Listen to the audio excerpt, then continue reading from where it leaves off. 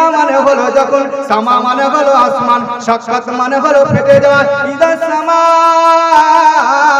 শাক্কাত, যেদিন জমিনটাকে যখন আসমানটাকে ফাটিয়ে দেওয়া হবে, ফেলাবার জায়গা পাবি না রে বান্দা।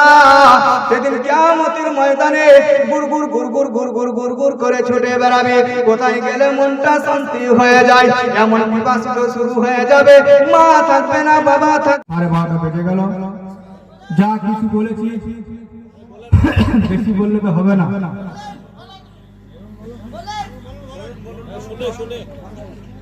রাত 10 মিনিট বলবো তো বাপজির আমার, ভাইয়ের আমার, তো আল্লাহর নবীর প্রেম এবং ভালোবাসা আপনার আমার মধ্যে আনতে হবে ইনশাআল্লাহ। সকলে বলে ইনশাআল্লাহ আমরা নিয়ে আসবো, আনবো ইনশাআল্লাহ। আল্লাহর নবী সাল্লাল্লাহু আলাইহি সাল্লাম বলেছেন, যখন দুনিয়াটা গুনায় পরিপূর্ণ হয়ে যাবে, গুনায় পরিপূর্ণ যখন হয়ে যাবে, তখন আমার আল্লাহ তাবারক ওয়া তাআলা বলবেন, এই ইসরাফিল, এই মিকাইল, এই আজরাইল,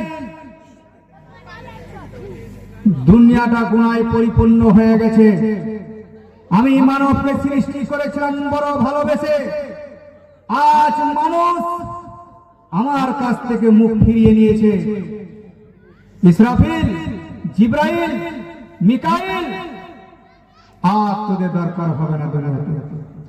মিকাইলকে বলে, মিকাইল বন্ধ করে দে, পানি বন্ধ করে দে, রিজিক বন্ধ করে দে।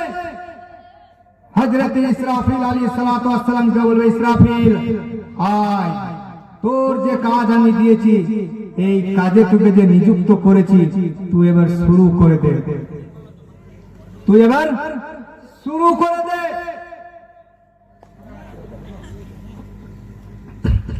তো হযরত ইসরাফিল আলাইহিস সালাতু ওয়াস সালামকে যখন খবর দিয়ে দেওয়া হবে, এবার আপনাদের সম্মুখে আমি কোরআন শরীফের দিকে যাব, আয়াতের দিকে, তারপর বুখারী হাদিসে আসবো ইনশাআল্লাহ। তো ইসরাফিল আলাইহিস সালাতু ওয়াস সালাম বলল, ইসরাফিল, দুনিয়ায় একটা গুনায় পরিপূর্ণ হয়ে গেছে, অতএব তুই একবার সিংহায় ফুঁকটি মেরে দে। যখন ফুৎকার মেরে দেওয়া হবে, ফুঁক মেরে দেওয়া হবে, আল্লাহ তাবারক তাআলা বলছেন, ইসরাফিল, কোরআন শরীফের পারা নাম্বার হলো 29, সূরা নাম সূরা আল হাক, পৃষ্ঠা নাম্বার হলো 2, আয়াত নাম্বার হলো 13, বাম পৃষ্ঠার ফার্স্ট লাইনে মহান রব্বুল আলামিন বলছেন, তোমরা আয়াত খুলে বেরে দেখতে পারো। দুনিয়াটা যখন জেনায় পরিপূর্ণ হয়ে যাবে, দুনিয়াটা যখন মদে পরিপূর্ণ হয়ে যাবে, দুনিয়াটা যখন গাঁজায় পরিপূর্ণ হয়ে যাবে, দুনিয়াটা যখন সুদে পরিপূর্ণ হয়ে যাবে, মসজিদকে চিনবে না, মাদ্রাসাকে চিনবে না, আলেমকে ভালোবাসবে না, মুসল্লিকে ভালোবাসবে না, হারাম চিনবে না, হালাল চিনবে না, দুনিয়ার মায়ার জালে পড়ে তারা মসজিদ ভুলে যাবে, মাদ্রাসা ভুলে যাবে, নামাজ ভুলে যাবে, যাকাত ভুলে যাবে, আমার হুকুম আহকাম সব ভুলে যাবে। তখন আমি জিবরাইল আলাইহিস সালাতু ওয়াস সালাম বলবো, বাস জিবরাইল, আয় জিবরাইল, আর দুনিয়া দরকার হবে না। ইসরাফিলকে আমি খবর দিয়ে দেব, ওরে ইসরাফিল, তুই একবার সিংহায় ফুঁক মেরে দে। হযরত ইসরাফিল আলাইহিস সালাতু ওয়াস সালাম সিংহায় যখন একবার ফুঁক মেরে দেবে, ফাইযা নুফিকা ফিস-সূরি নাফকাতুন ওয়াহিদা।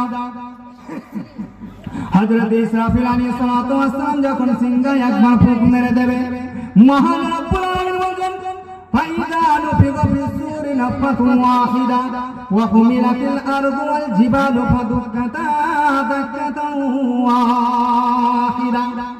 ভূতল এবং পর্বত শিলকে মহান রব্বুল আলামিন এক আঘাতে চূর্ণ বিচূর্ণ করে দেবেন। আল্লাহ তাবারক ওয়া তাআলা বলবেন, জমিনের উপরে কত জিনা করলি, কত সুদহার করলি, এই জমিনটাকে যখন ভূমিকম্পের মতো যখন নাড়িয়ে দেওয়া হবে, মহান রব্বুল আলামিন বলেন, ফাইযা নুফিকা ফিস-সূরি নাফকাতুন ওয়াহিদা ওয়া হুমিলাতিল আরদু ওয়াল জিবালু ফাদুক্কাতা দাক্কাতান ওয়াহিদা ফায়াউমাইযিন ওয়াকাতিল ওয়াকিয়া। এ বান্দা, সেই দিন সংঘটিত ঘটনাটি সংঘটিত হবে।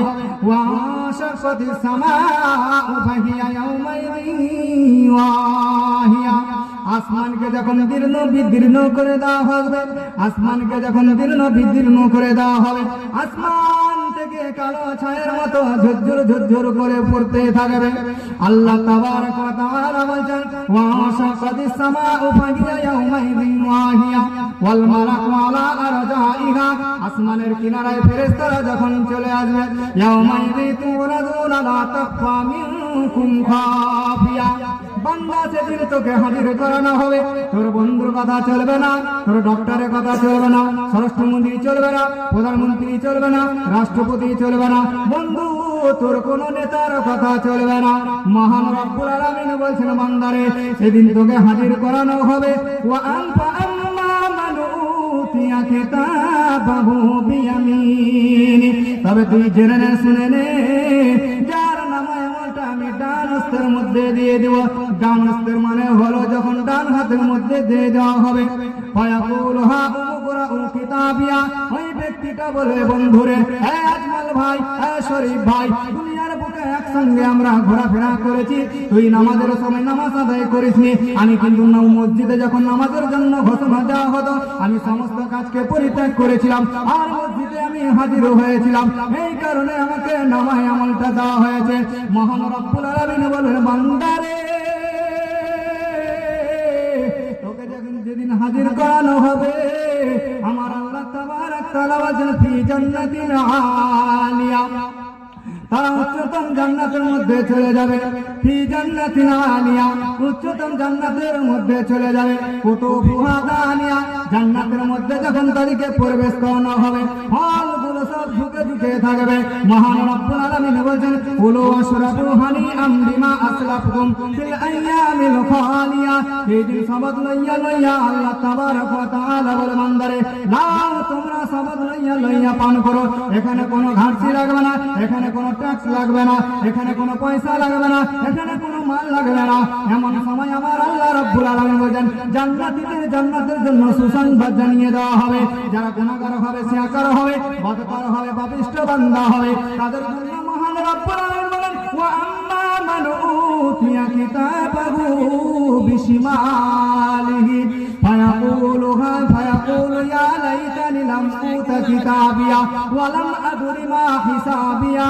আল্লাহ তাবারক তাআলা বলেন যেদিন কিয়ামতের ময়দানে যার নামায় আমলটা বাম হস্তের মধ্যে দেওয়া হবে, সেদিন সেই ব্যক্তিটা বলবে হ্যাঁ আমার নামায় আমলটা যদি আমাকে না দেওয়া হতো, আমার মৃত্যু যদি চূড়ান্ত ভাবে হয়ে যেত, আমার হিসাব নিকাশ যদি না নেওয়া হতো কত না ভালো হতো।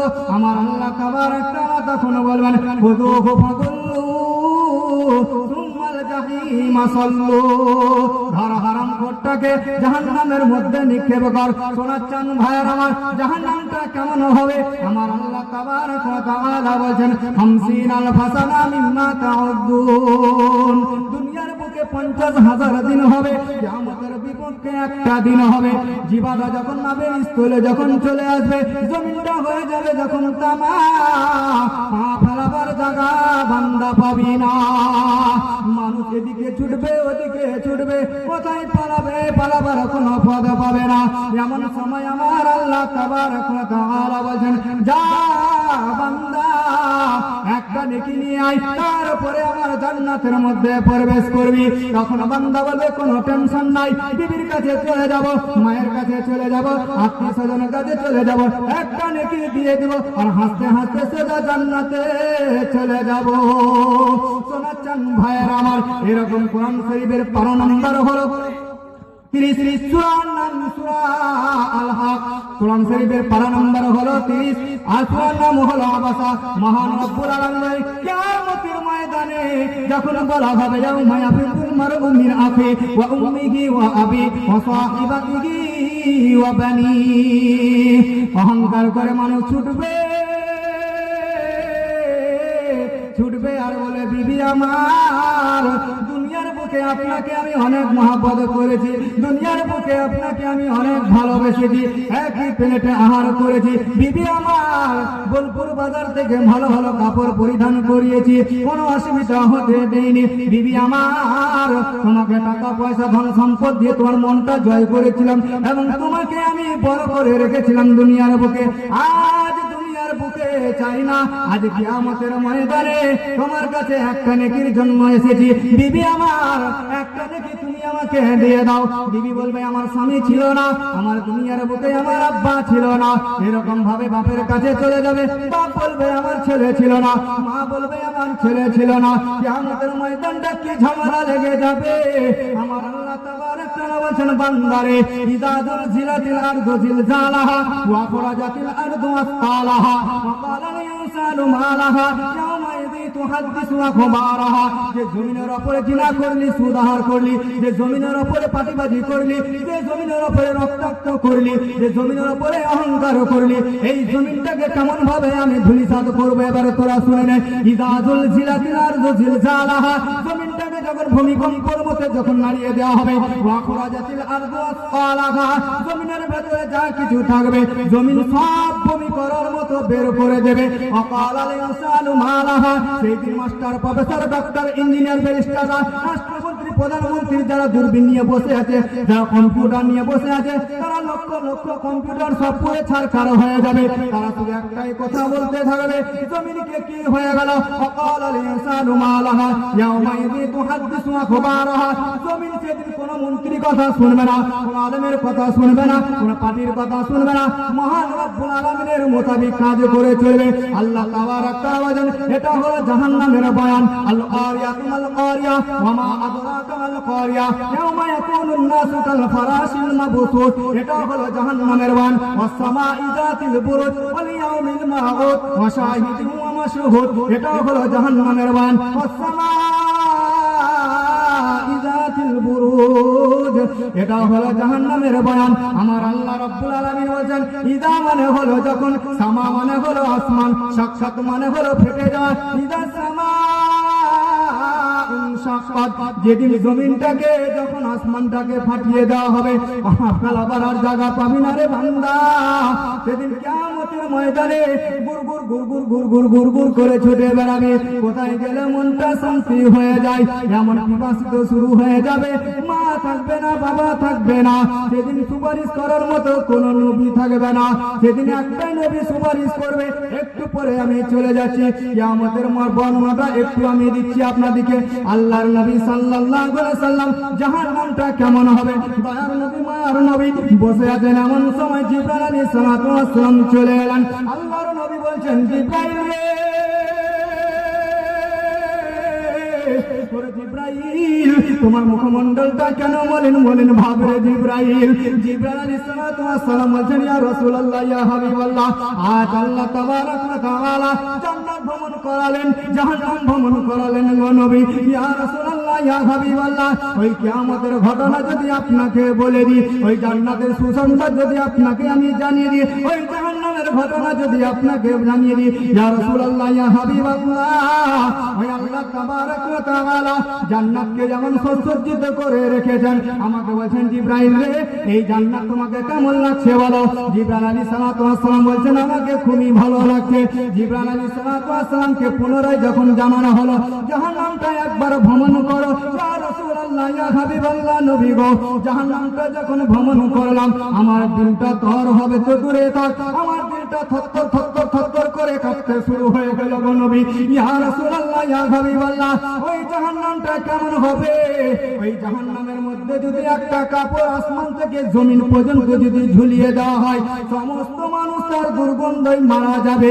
ইয়া রাসূলুল্লাহ ইয়া হাবিবাল্লাহ, ওই জাহান্নামটা কয় হাজার বছর আল্লাহ তাবারক ওয়া তাআলাকে পুরাতে লেগেছে।